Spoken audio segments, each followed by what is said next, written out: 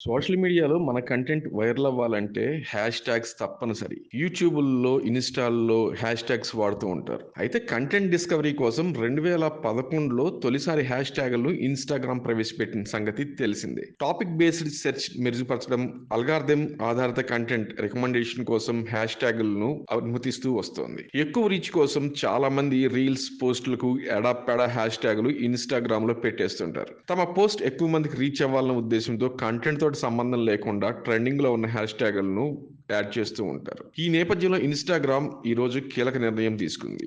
Hash ట్యాగుల వినియోగంపై పరిమితి విధించింది. ఇకపై రీల్స్‌కి గానీ, పోస్ట్‌కి గానీ గరిష్టంగా 5 మాత్రమే వినియోగించాలని పరిమితిని తీసుకువచ్చింది. ప్రస్తుతం ఒక్కో పోస్ట్‌కు గరిష్టంగా 30 హ్యాష్ ట్యాగులను ఇచ్చే అవకాశం కల్పిస్తోంది. అయితే ఇదే అదనుగా ట్రెండింగ్ లో హ్యాష్ ట్యాగులను కొందరు జోడిస్తుండటంతోటి వీటి వినియోగంపై పరిమితి విధిస్తున్నట్టుగా ఇన్‌స్టాగ్రామ్ ప్రకటించింది. ఇకపై గరిష్టంగా 5 హ్యాష్ ట్యాగులను మాత్రమే అనుమతిస్తామని ఇన్‌స్టా స్పష్టం చేసింది. జనరిక్ హ్యాష్ ట్యాగులు కాకుండా టార్గెటెడ్‌వి వినియోగించడం వల్ల ప్రయోజనకరంగా ఉంటుందని కంటెంట్ క్రియేటర్లకు సూచించింది. ఇప్పుడు ఉదాహరణకు హెల్త్ కంటెంట్ గానీ, బ్యూటీ కంటెంట్ గానీ ఎవరైనా పోస్ట్ చేస్తే వాటికి సంబంధించిన హ్యాష్ ట్యాగులను మాత్రమే వాడాలి. అలా కాకుండా ఏవి పడితే అవి వాడితే అది తీసుకోదు.